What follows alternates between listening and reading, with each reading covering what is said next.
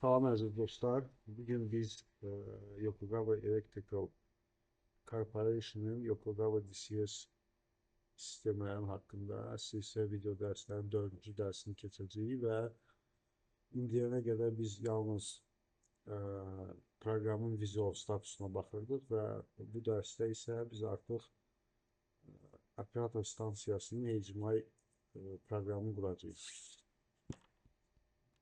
Həmişə olduğu kimi az saytımızda etdiyi virtual maşına daxil oluruq. Yokogawa-nı seçirik və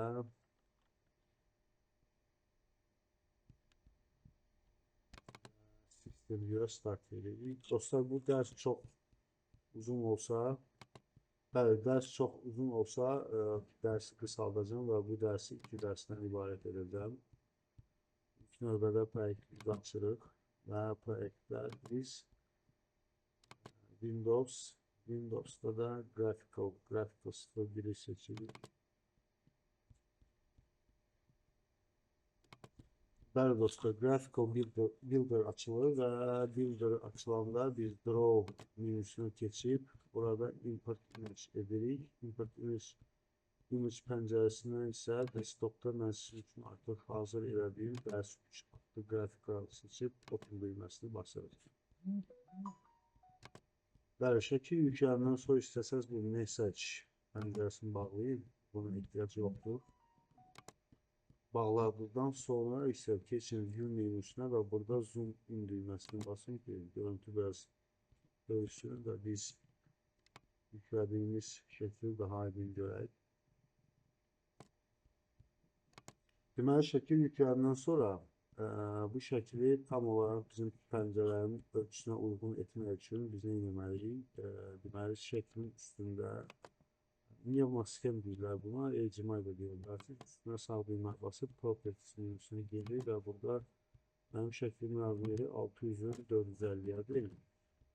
600 buradan da 450 seçilir. Biraz böyük edə bilərik. Əslində 610 seçək və 467 buranı 460 üzərin bağlayaq. Yəni gördünüz, tam olaraq şəkil oturub. Şəklin ölçüsünü tam bilmək üçün gələcəkdə siz hansı bir proyekt qursanız şəklin ölçüsünü çox zaman gözünüz bilirsiniz. Hardan yenə göstərim bilginlər üçün.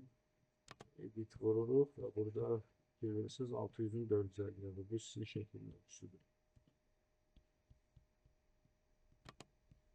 Tamam, qaydırıq bizim şəklə. Bəli dostlar, şəkil tam oturandan sonra artıq biz şəkli biraz da böyüdək. Yəni zoom'u böyüdək, şəkli yox. 100% tam şəkli görmək üçün.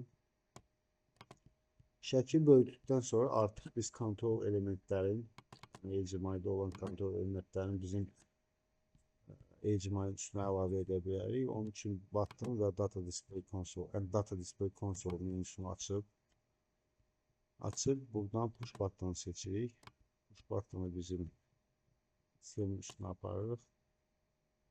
Və push button oturur və bunun ölçüsünü dəyişmək lazımdır. Ölçüsünü dəyişmək üçün Properties'e girib General menüsünün deməli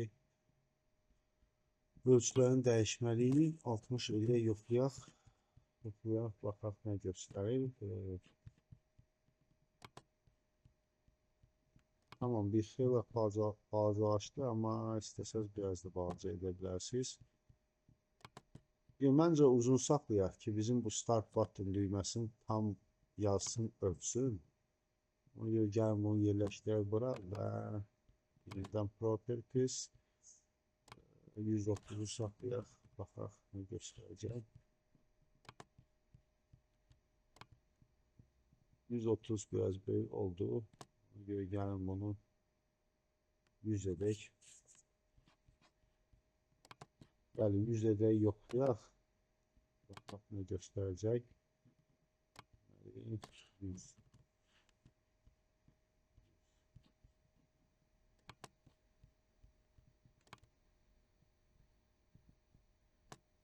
Məncə tam olaraq uyğundur.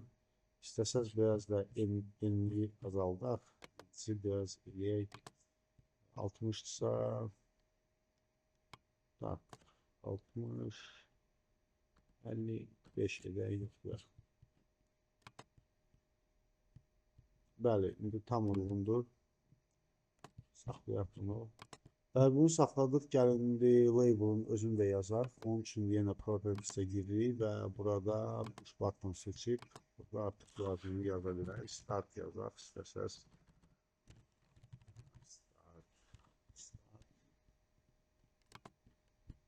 Və artıq bu bizim start düyməmizdir. Bəli, knopka artıq hazırdır. İndi isə bizim funksiyanı ora əlavə edəcəyik. Yerində properties'e giririk və properties'də function seçib, function seçəndə function type'da biz seçəcəyik call data input dialog. Call data input dialog və burada seçəcəyik deməli datada seçəcəyik tb 001.pv. Bəli, artıq bu datanı əlavə edəndən sonra close düyməsini basa bilərik. Close düyməsini basırıq və keçirik növbəti addım. Növbəti addımımız isə bu switchləri imitasiya etmək olacaq. Yenə də push button əlavə edə bilərsiniz, yaxud da öz seçiminizdə. Amma hələ ki bu dərs üçün push button əlavə edin. Push button 1, deməli bunun ölçüsünü dəyişirik. 60, bunu seçirik 55. 90 edək. Push button seçirik, bu switch A olacaq. Və function'da yenə yaxşı kimi deməli call data input dialog. Burada da seçirik SVA nöqtə TP. Tamam, pəncərəni bağlayırıq.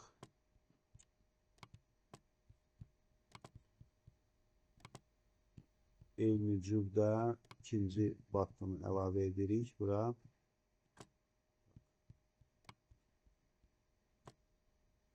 Bunu istəsəz biraz da balaca edək. Sadəcə yazı görsənsə kifayət edər.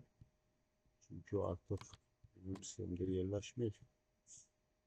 Deməli, cüzdür.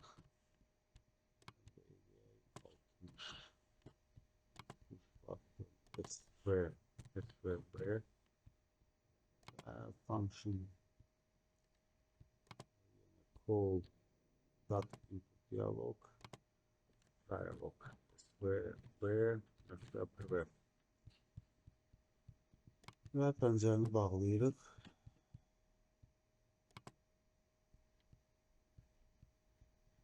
Tamam, bu switch'i də yerləşdirdik bura. İstəsəz bunu biraz yuxarı yerləşdirin, çünki bizim valva versin bəzi maneələri törətdir. Və indi isə bizim valvı əlavə edəcəyik bizim sxemə.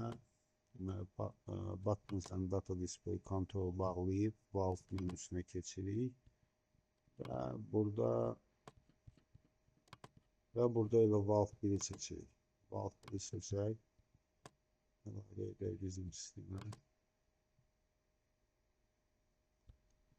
Tamam, bunun ölçüsünü dəyişməliyik. Ölçüsünü biraz böyüdək.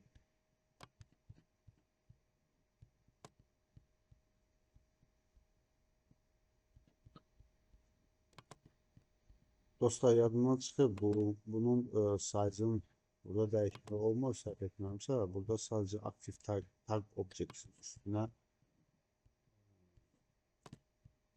basıb bu menü aktiv edəcək və yenidən qaydırıq bizim sxemin üzərinə və burada artıq valve'ın özündə valve şəklinin özündə dəyişim edək.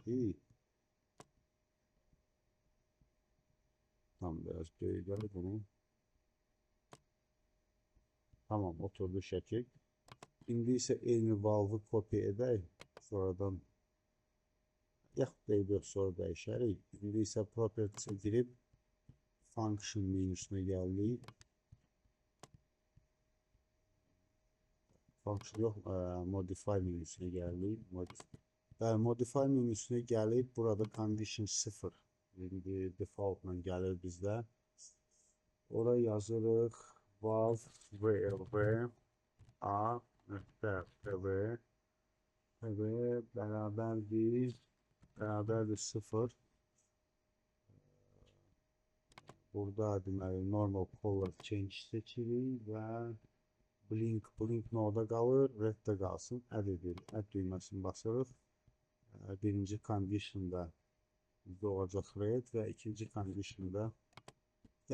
conditionda əlavə eləyək, yəni condition 2 eləyək bunu. Bunu bir edirəm və burada da rəngi green seçəcəm. Add düyməsini basıram. Tamam. Artıq işləməlidir mənim fikrimcə. İndi onsuz da yoxlayacağıq. Gəlin bir valvu da əlavə eləyək. Sonra bu dərsi yandıraq, keçək ikinci dərsə. Çünki istəmirəm dərslər çox çəksin. Bəli dostlar, close düyməsini basaq. Bir dənə də valv əlavə eləyək bura.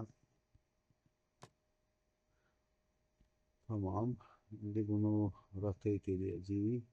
Rotate eləmək üçün sağ düyməni basaq. Modify. Rotate. Right. Rotate right. Bir dənə də ölçülərini dəyişək. Bəli dostlar, mən artıq ölçünü dəyişdim. Çox güman ki, siz də dəyişmişsiniz. Şimdi eyni əməliyyatları bu valv üçün edəcəyik. Sadəcə bir nüansla ki, biz modify'da VLV-B seçəcəyik. Burada VLV-B nöqtə PV bərabərdir 0. Burada normal color change elə qırmızıda qalsın. Add edirik. Və ikinci şərt isə bərabərdir 1. Burada da yaşılı seçəcəyik. Add edirik. Tamam, artıq close-u basırıq. Və dediyim kimi bu dərsi bitirək. İkinci dərsdə artıq basseyin dolmasını işləyəcəyik və tam olaraq sxemin özünün vizualda avtomatda işləməsinə baxacağıq. Çox sağ olun, təşəkkür edirəm. Kimdəsə nəsə alınmasa bizim kanalımızda, YouTube kanalımızda şərhləri qoya bilər və sual verə bilər.